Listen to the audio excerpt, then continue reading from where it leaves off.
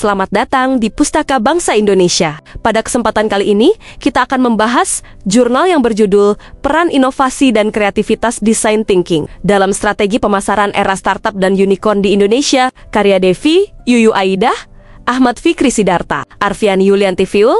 Artikel ini membahas transformasi dunia bisnis di era revolusi industri 4.0 yang ditandai dengan konvergensi teknologi digital, otomatisasi, serta integrasi sistem siber dalam aktivitas ekonomi.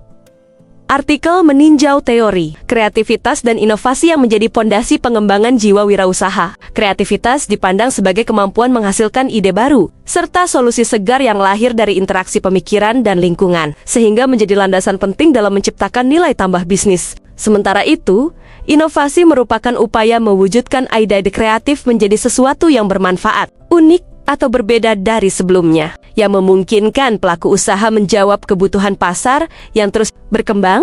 Design thinking diperkenalkan sebagai pendekatan problem solving yang berpusat pada manusia dan digunakan untuk mengembangkan solusi inovatif secara sistematis. Metode ini dibangun atas mindset Harton, Hedden, dan Hendon yang menyeimbangkan aspek emosional, logis, dan praktis. 5 tahapannya: empathize, define, ideate, prototype, dan testing membantu perusahaan memahami kebutuhan pengguna, merumuskan masalah secara akurat, menghasilkan ide kreatif, membuat representasi solusi, serta menguji efektivitas inovasi tersebut. Pendekatan ini menjadi strategi penting bagi startup untuk terus berinovasi secara berkelanjutan.